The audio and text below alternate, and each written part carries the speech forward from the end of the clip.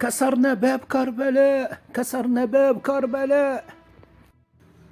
لا حول ولا قوة إلا بالله. اللهم أطفئ نار الفتنة. يا ولدي، تعال اجلس جنبي. لقد سمعت ما قلته الآن.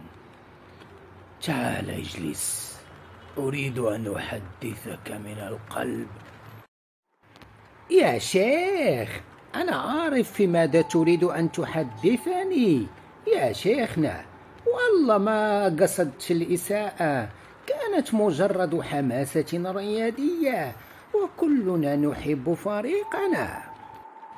أفهم حماستك يا بني، ونعم الحماس للوطن والفريق، لكن دعني أسألك، هل تحب أن يشتم أحد مكة أو المدينة؟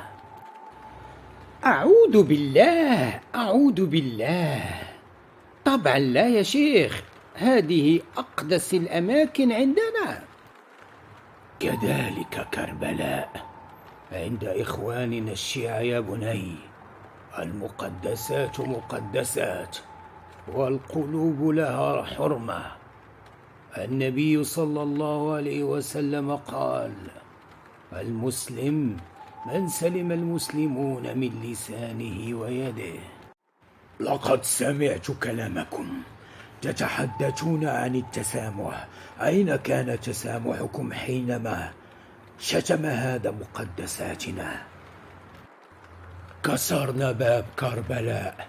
هل تعرف ماذا تعني كربلاء لنا؟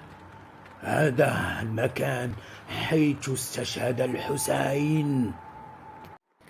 تعال يا ولدي، تعال اجلس. أنت محق في غضبك. محق؟ هذا ليس مجرد غضب يا شيخ، هذا عن شرفنا وكرامتنا. كربلاء ليست ملعبا للكرة.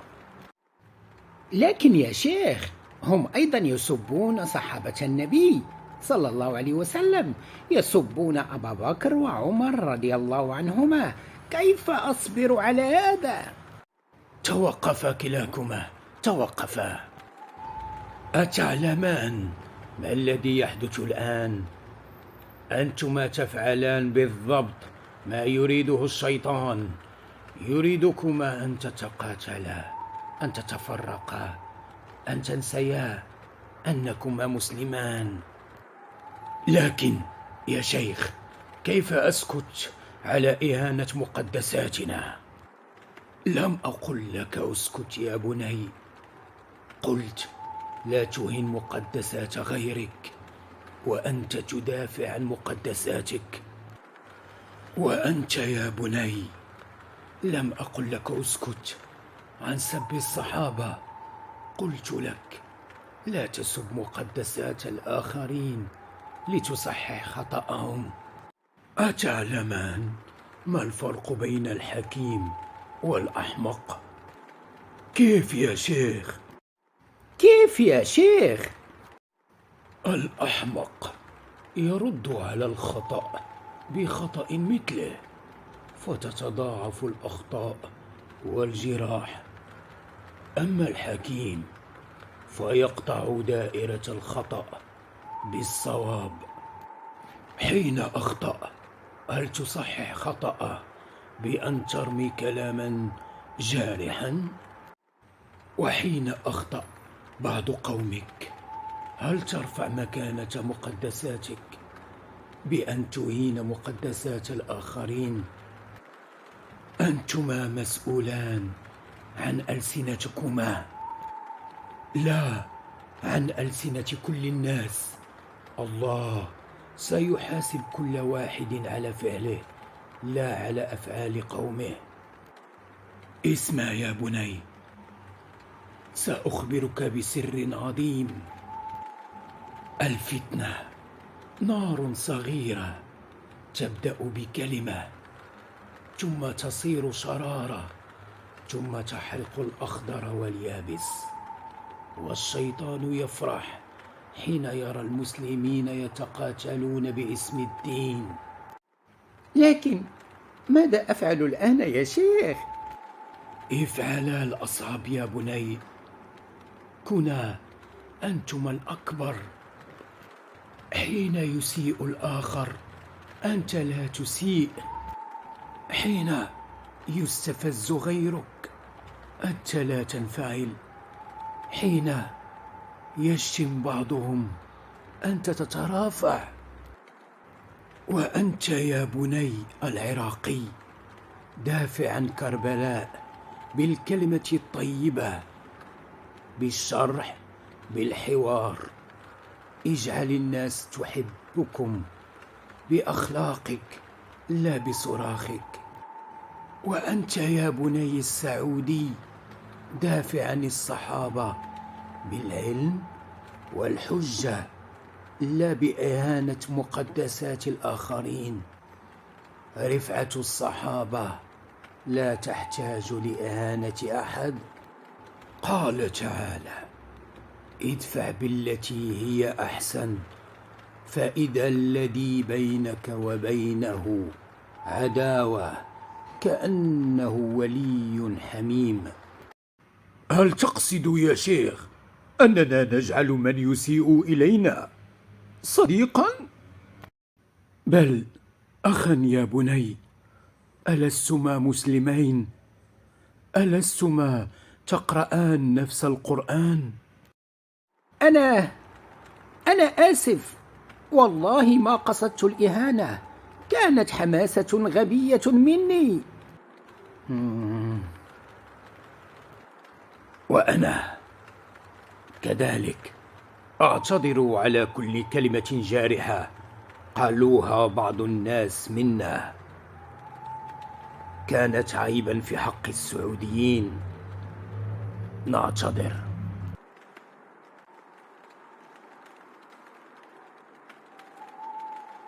سامحك الله يا أخي، وسامحني أنت كذلك، وأطلب السماح من كل الأشقاء العراقيين.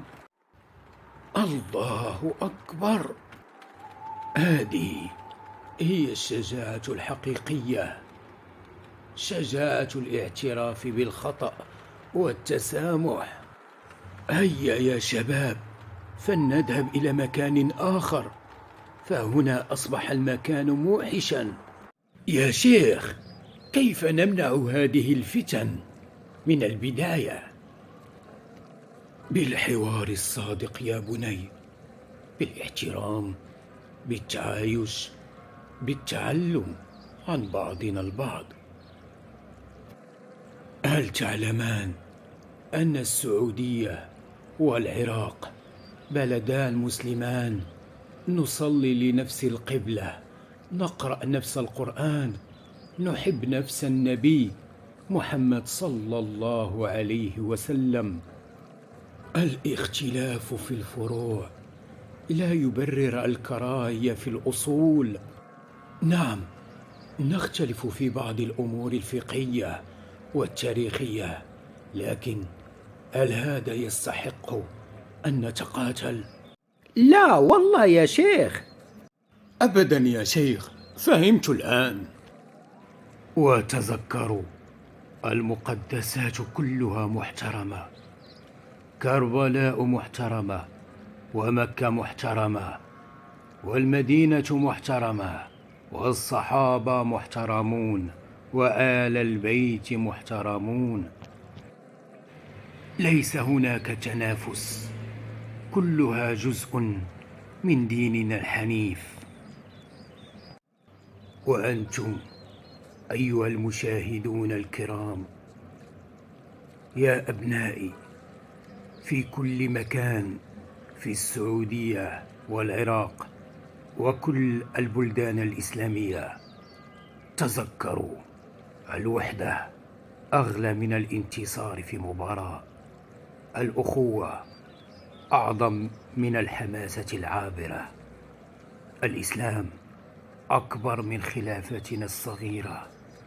المقدسات كلها محترمة: كربلاء، مكة، المدينة، الصحابة، آل البيت.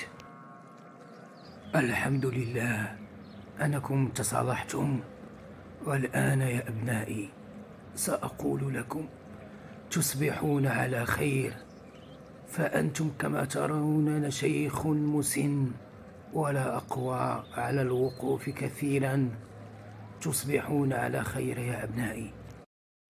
وتذكروا قول النبي صلى الله عليه وسلم: لا تحاسدوا ولا تناجشوا ولا تباغضوا ولا تدابروا، وكونوا عباد الله إخوانا.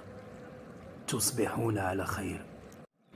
وأنت كذلك تصبح على خير يا شيخ، وشكرا على هذا الخير الكبير. تصبح على خير يا شيخ، شكرا جزيلا لك، شكرا، جعله الله في ميزان حسناتك. لنكن جسرا لا جدارا، لنطفئ نار الفتنة بماء التسامح. احترموا مقدسات بعضكم، فكلنا مسلمون. هاشتاغ احترام المقدسات. هاشتاغ نحن إخوة. العراق، السعودية، لا للفتنة. بعد الآن كلنا مسلمون والحمد لله.